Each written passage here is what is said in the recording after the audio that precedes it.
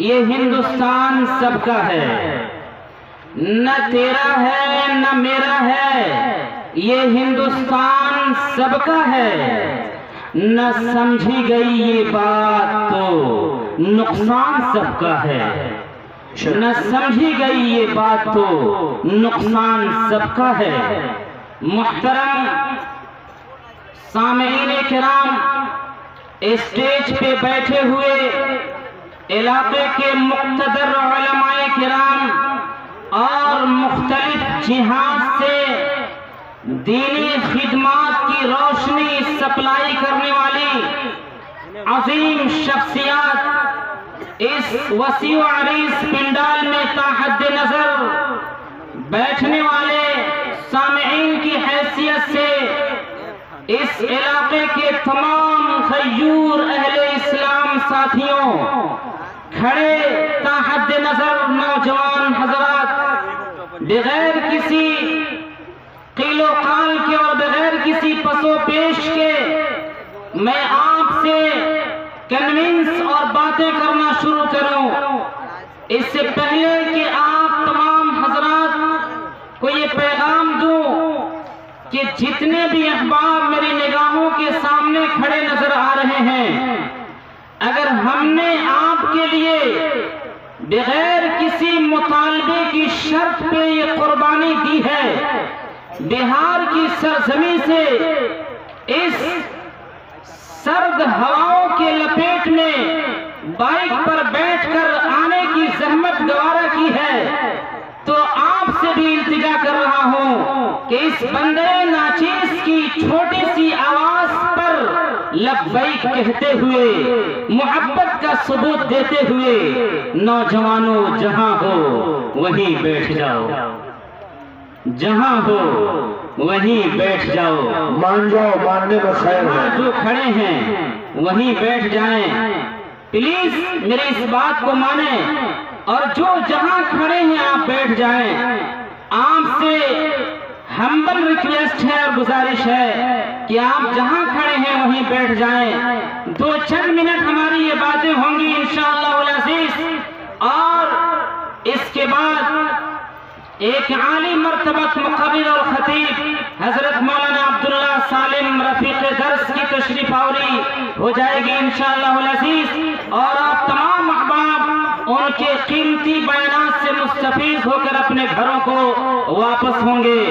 आप इस इजलास में तशरीफ लाए हैं, इतना वसी व अरीज़ पिंडाल और इतना जबरदस्त मजमा, आपके आने का कोई न कोई मकसद होगा, कोई न कोई प्लान होगा, और इस इजलास में आकर के आपने अपने कीमती औकात इसमें लगाए हैं। इसके लिए आप सभी हजरात मुबारकबादी के मुस्तहिक हैं। अल्लाह तबारक व तआला ने आप तमाम अहबाब को इस इजलास में आने की तौफीक बख्शी है। मालूम ये चला कि आपका दिल भी जिंदा है, आपका दिमाग भी जिंदा है और आपका ज़मीर भी जिंदा है। इस इलाके में इतने बड़े इजलास का आनन फानन मुनाकिद हो जाना और इतनी कसीर तादाद में आवाम का इकट्ठा होना और इतनी मोहब्बत का सबूत देकर के इलाके के उलमाए किराम का स्टेज पर विराजमान हो जाना, इस इजलास की मकबूलियत की पहचान, दलील और अलामत है। मैं ये समझता हूँ कि अगर आपने यही सबूत देने का आज़्म किया, मैं ये समझता हूँ अगर आपका यही हौसला रहा, मैं ये समझता हूँ अगर आपकी यही सोच रही, मैं ये समझता हूँ अगर आपकी यही थॉट रही, मैं ये समझता हूँ अगर आपका यही वलवला रहा, मैं ये समझता हूँ अगर आपका यही जज्बा रहा, इंशाअल्लाह अल अज़ीज़ दुनिया भी आपको सलाम करेगी, दुनिया की ताकतें भी आपको सलाम करेंगी। ये शैतानी ताकतें आपकी ठोकरों पे उड़ने पे मजबूर हो जाएंगी, इसलिए कि आपने एक आवाज पर इस मजमे में आने का अहद किया है। आपने ये तय किया है कुरान के पैगाम को सीने से लगाएंगे, आपने ये तय किया है हदीस के पैगाम को दिमाग से लगाएंगे,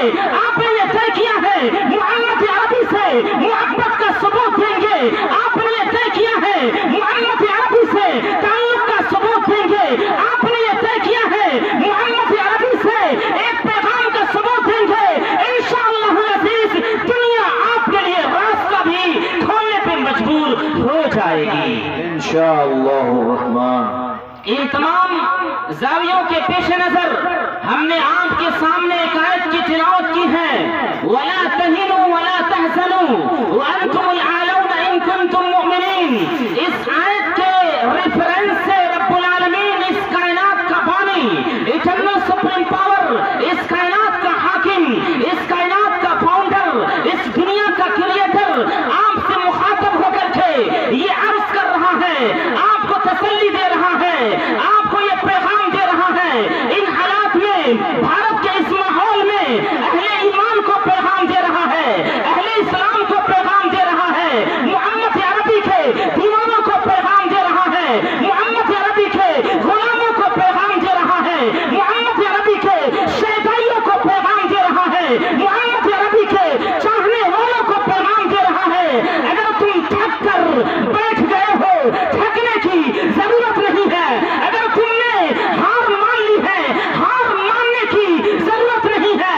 अगर तुमने बुज़दिली को अपने सामने रखा है, सामने रखने की जरूरत नहीं है। आओ उठो, ये तय करो, बुज़दिली को अपने पांव की ठोकर पे रखो। आओ तय करो, आओ तय करो, खौफ को अपने पांव की ठोकर पे रखो और डरो तो रब से डरो, खौफ खाओ तो रब से खौफ खाओ, डरो तो रब के सामने डरकर झुकना सीखो। इंशाअल्लाह दुनिया जहां में तुम ही सुरखरू रहोगे। बेशक बेशक। इन हालात के पेश नजर अहले इस्लाम को ये मुखातब रब्बुल आलमीन कर रहा है, उन्हें पैगाम दे रहा है। आप थक कर चूर हो चुके हैं, चकनाचूर हो चुके हैं, कहीं किसी नाम पर तंग करने की कोशिश, कहीं किसी नाम पर परेशान करने की कोशिश। इन तमाम हालात के हवाले से कुरान एक पैगाम दे रहा है, तसल्ली नुमा पैगाम दे रहा है। ये तसल्ली दे रहा है, ये सुकून दे रहा है, ये इत्मीनान की मेडिसिन दे रहा है, ये सुकून का इंजेक्शन दे रहा है, ये राहत की सांस लेने के लिए रब्बुल आलमीन एक थर्मामीटर दे रहा है और ये पैगाम दे रहा है, वला तहिनु वला तहज़नु, तुम हिम्मत न हारो, बुज़दिली न दिखाओ, तुम गम न करो, तुम अफसोस न करो और तुम ही सरबुलंद रहोगे। शर्त ये है कि ईमान तुम्हारा मजबूत हो। इसी हवाले से मैं आपसे अर्ज कर रहा हूँ, ईमान को मजबूत करने की तलकीन रब्बुल आलमीन दे रहा है। मालूम ये चला कि रब की चाहत ये है, अहले ईमान का ईमान मजबूत हो, उनका ईमान ताकतवर हो, उनके सीने में जो मोहम्मद अरबी सल्लल्लाहु अलैहि वसल्लम के जरिए से ईमान आया हुआ है, उस ईमान का पावर बढ़ जाए, उस ईमान की मजबूती बढ़ जाए। अगर मर्द मोमिन है उसका ईमान बढ़ जाए, अगर औरत मोमिन है उसका ईमान बढ़ जाए। आप ये पूछेंगे ईमान कैसे बढ़ता है, आप ये पूछेंगे ईमान की ताकत कैसे बढ़ती है, आप ये पूछेंगे ईमान का पावर कैसे बढ़ता है। आओ मैं तुझे बता रहा हूँ, अगर एक मर्द मोमिन का ईमान अगर उसे मस्जिद तक लाने के लिए मजबूर कर रहा है, ईमान का पावर बढ़ गया है।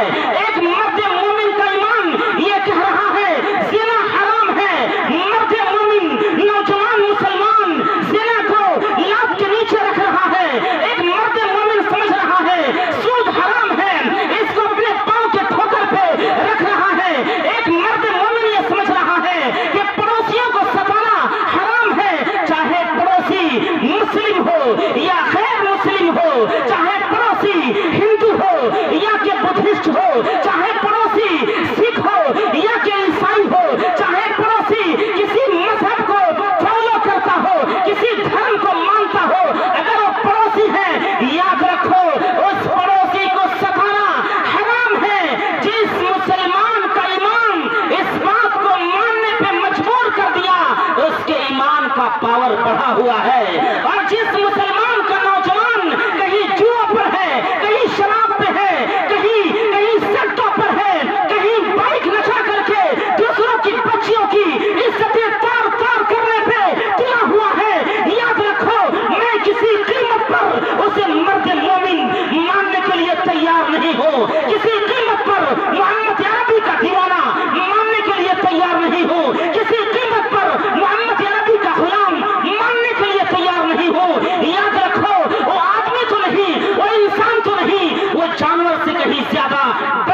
हो चुका है। इसलिए इन हालात में मोहम्मद अरबी सल्लल्लाहु अलैहि वसल्लम ने एक पैगाम दिया है इसी पड़ोसी के हवाले से, ला यदखुलुल जन्नत मन ला यअमनु जारुहु बवाइक़हु। हदीस में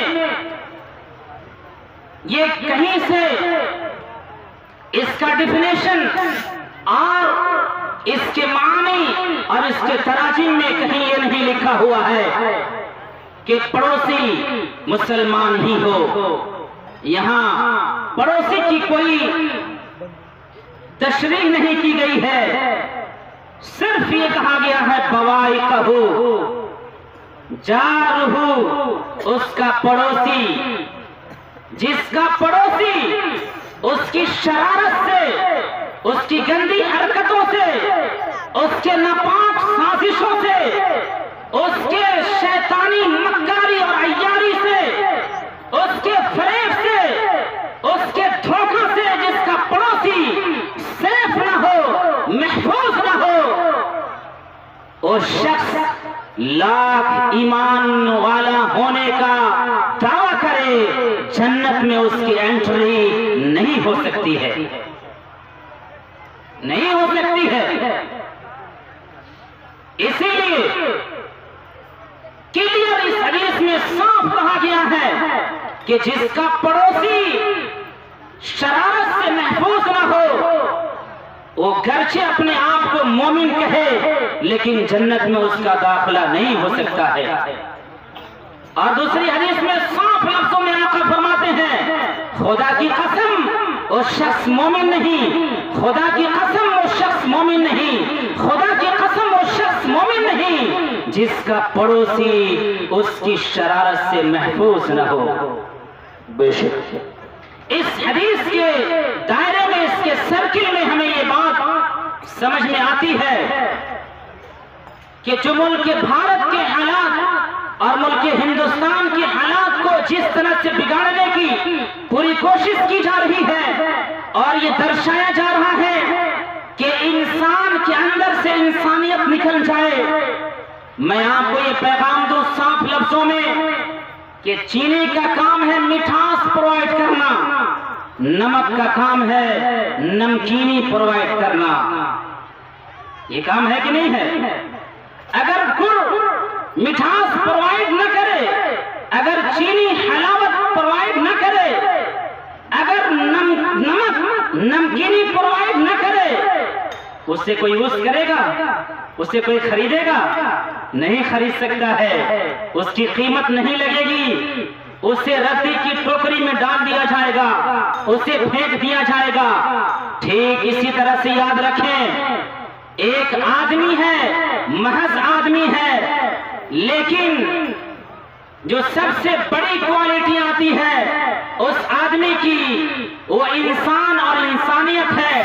अगर एक इंसान के अंदर इंसानियत न रहे तो सिर्फ आदमी है, वो इंसान नहीं है।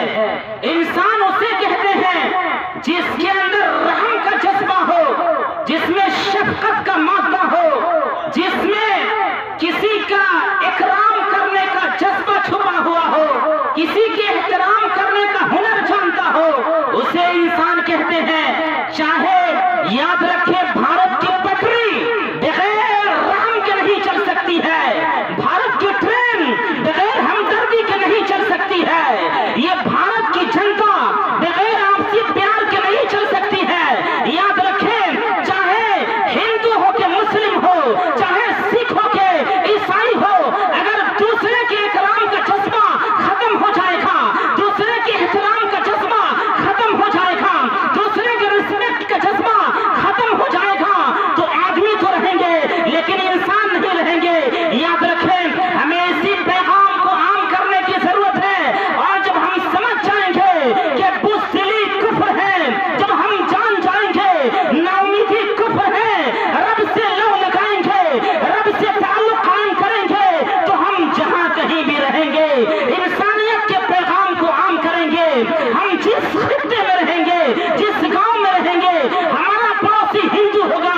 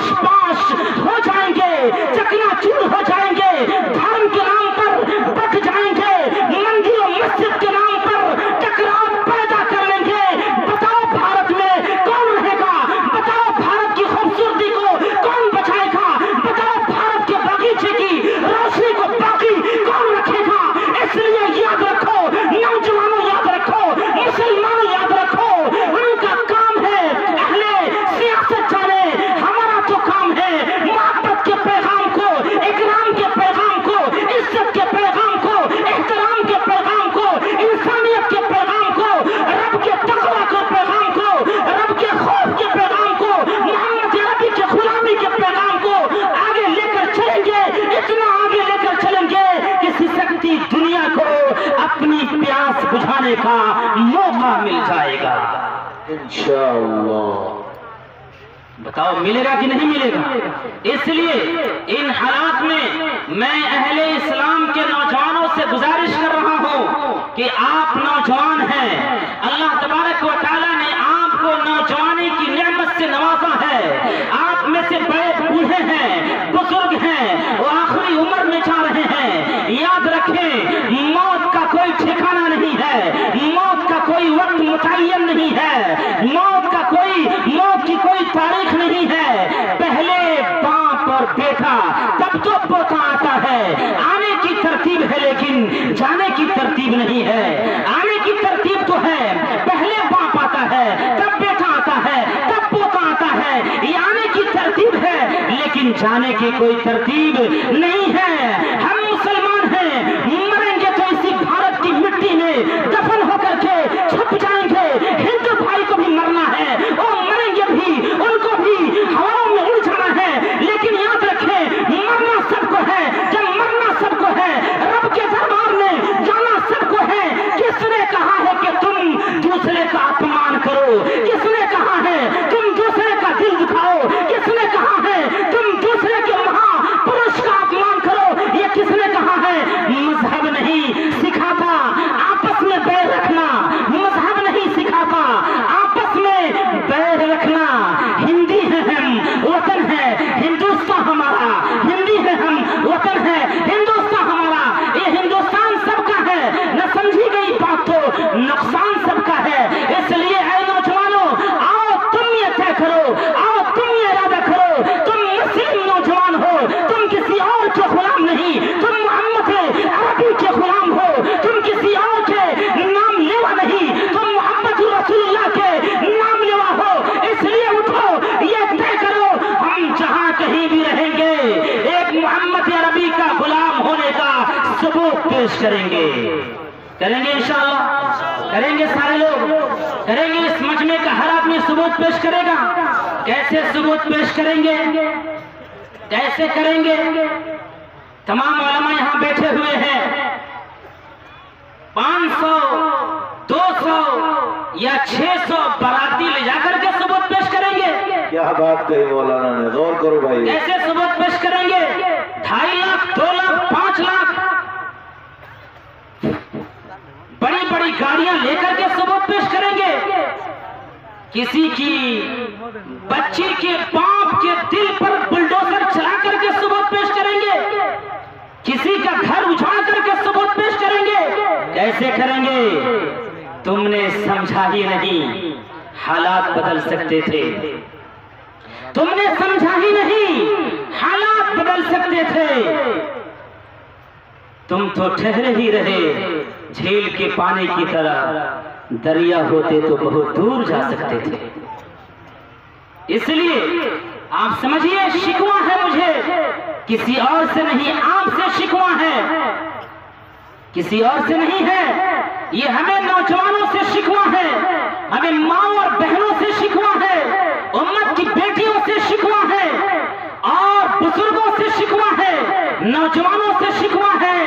जिंदगी का आगाज शादी के बाद हो जाया करता है। बेहतरीन हलाल जिंदगी का आगाज और इसके स्टार्टिंग हलाल रिश्ते से हो जाया करती है। लेकिन याद रखें, हमने इस हलाल रिश्ते को गंदा कर दिया है और हम शिकायत करते हैं, यहाँ तबाही है, वहाँ तबाही है, यहाँ ये हो गया, वहाँ वो हो गया।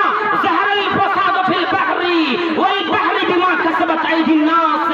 इसी जमीन पर, इसी खुशकी पर, इसी समंदर की तह में अगर फसाद बरपा है, इसकी वजह कोई और नहीं, हमारे ही तो करतूत हैं, हमारे ही तो करतूत हैं। इसलिए हमें अपने कैरेक्टर को सही करने की जरूरत है। याद रखो, जिंदगी की नींव पड़ती है, बुनियाद पड़ती है हलाल जिंदगी की, हलाल रिश्ते से। आज के दौर में नौजवान लड़की हो, वो भी 5-6 लड़कों को चराती है। नौजवान लड़का हो, वो भी 5-6 लड़कियों को चराता है। याद रखो, हलाल की पटरी पर आने से तुझे कौन रोकता है, कौन मना करता है? किसने कहा तुम हलाल की शुरुआत न करो?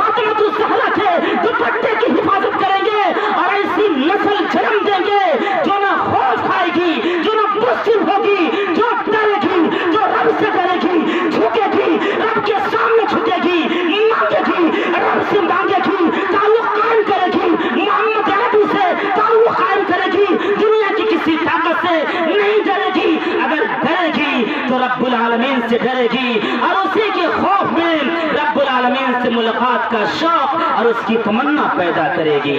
इंशाअल्लाह करेंगे इंशाअल्लाह करेंगे।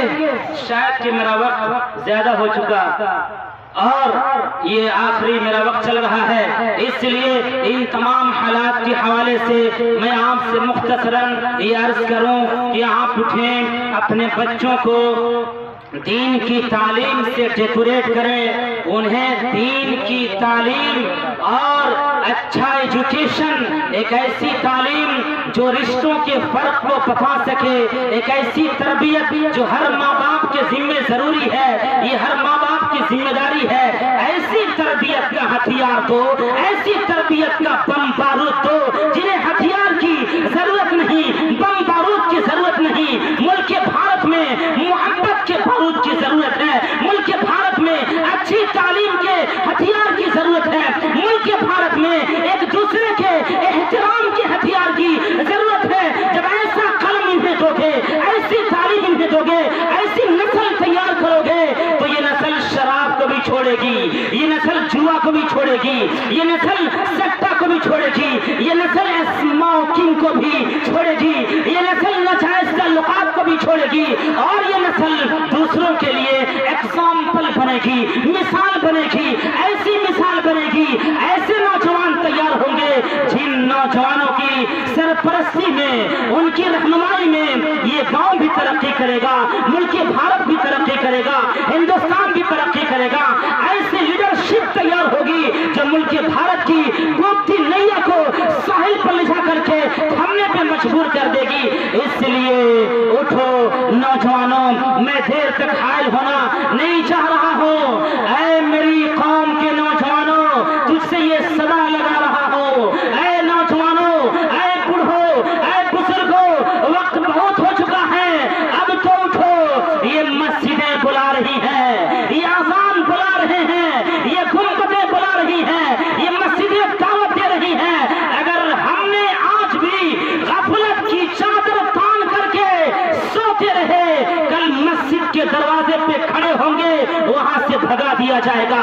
अजान की आवाज सुनने के लिए ये कान तरस जाएंगे।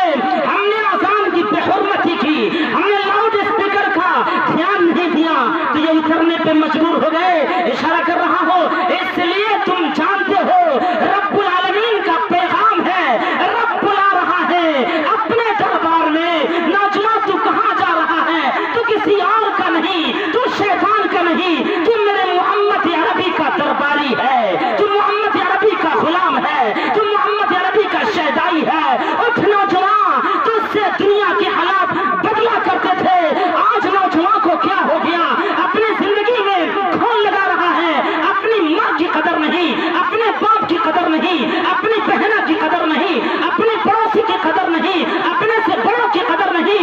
उठो, ये तय करो इंशाअल्लाह एक मिसाली मुआशरा बना करके दम लेंगे इंशाअल्लाह लेंगे। मैं तो जीता हूँ कि तेरा नाम रहे, मैं तो जीता हूँ कि तेरा नाम रहे, या इसको यूं कह लीजिए कि मैं तो पीता हूँ कि तेरा नाम रहे। क्या ये मुमकिन है कि साकी न रहे, जाम रहे? इसलिए इतनी ही मुख्तसर सी बात पर मैं अपने पैगाम को ख़त्म कर रहा हूँ और ये दुआ कर रहा हूँ कि अल्लाह तबारक व तआला चौरही गांव के तमाम हिंदू मुसलमानों की हिफाजत फरमाए, इस गांव के गुलशन को आबाद रखे और आसपास के तमाम रहने वाले निवासियों को प्यारो मोहब्बत के साथ, एक दूसरे के इकराम के साथ, एहतराम के साथ आगे बढ़ने की तौफीक नसीब फरमाए। इस मजमा में आने वाले तमाम अहबाब की जायज़ ज़रूरतों को गैब से मुकम्मल फरमाए। चलते चलते रही जिंदगी तो फिर मिलेंगे। व आखिरु दावाना अनिल हम्दुलिल्लाहि रब्बिल आलमीन। माशाअल्लाह, ये थी नवादिशात हजरत मौलाना खुर्शीद आलम साहब कासिमी दामत बरकतुहू, मोहतरम शेखुल हिंद तालीमुल कुरान मगरबी चंपारण बिहार का